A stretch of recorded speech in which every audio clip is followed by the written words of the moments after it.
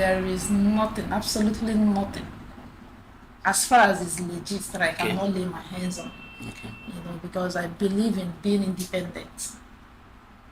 So far, I've been doing my best. I'm not just a female header. I am also an online clothing vendor. I was once a resident of Port Harcourt, River State. So due to the fact that I lost my shop in demolition in 2017, and my job with Sterling Bank, I was working as a marketer. That led to my relocation to Umahia in 2018. So I relocated to Umahia. That was during Uche Chinkata's second tenure campaign election period. So I was one of the people that worked for him at Uche Chinkata campaign organization at Mission Hill, Umahia. So after that, my major plan why I moved to Umahia was just to secure a good job. So, but after that campaign, after that election period rather, my efforts to get a good paying job proved abortive. So though I got one, but the pay was very, very poor. So I got one at Abia State Integrated. That is as films. Yeah. So then they offered me 30K salary, but take home is 28,000 naira. I'm like, what will I be doing with 28,000 naira paying job? Someone that was once a banker, I know how much I earned then, and I had a sales person working for me. I know how much I was paying her then, and the economy was very, very friendly.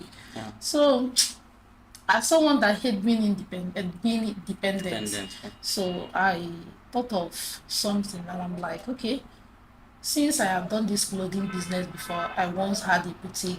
I have some contacts in Lagos. Why not I just contact them to send me pictures and prices, start this online clothing business.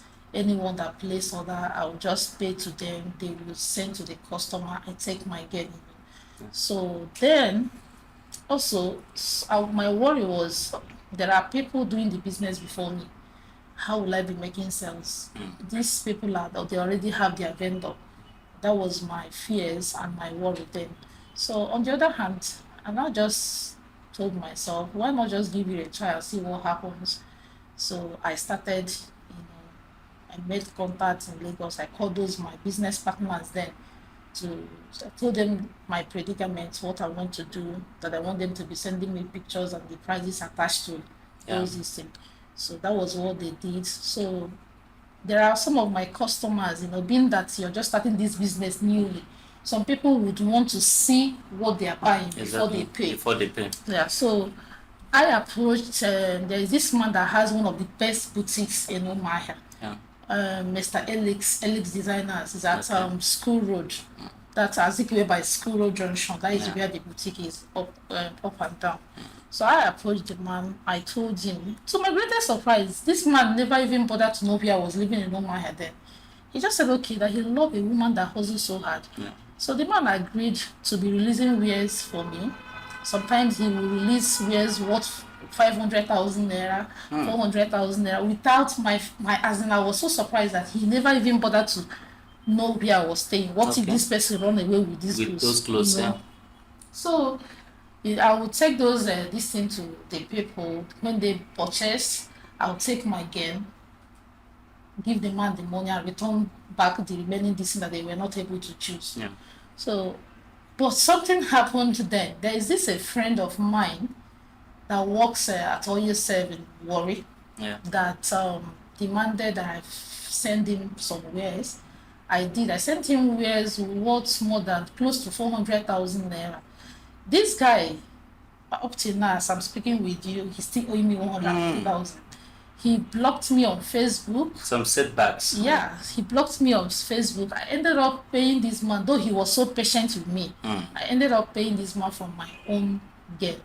So that was how I started this clothing business. So when economy became so bad, and I'm like, what will I be?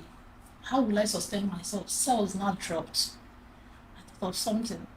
Okay, then I was able to, before I started my clothing business, I raised some money which I had wanted to use for my Japa movement. Okay. So, but the money was not really that enough. So there's this our family friend that works with MBA forest trading in Port Harcourt. Okay. So she told me about that investment plan. Why not I invest the money while I save from the returns I'll be getting? I said, okay, that is a good idea. So instead of keeping that money in my account and I'll be spending it small, small, so I just started to invest that money into MBA forest. But unfortunately, during that COVID, the scheme crashed. So I lost about 1 point something million naira then. So I now had to, that time it was like my world was just crumbling before me. But I just had to pick the pieces of my life and move on. It wasn't easy though.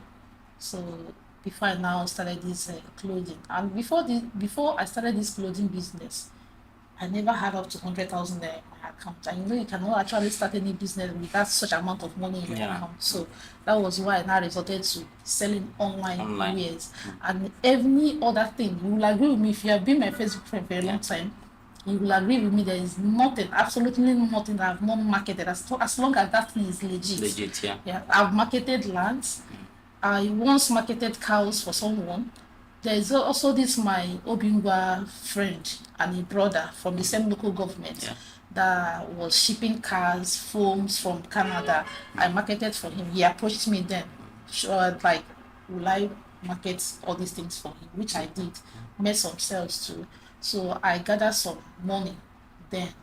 So from also from this my clothing, I gathered some money. So it has always been my plan to leave this country.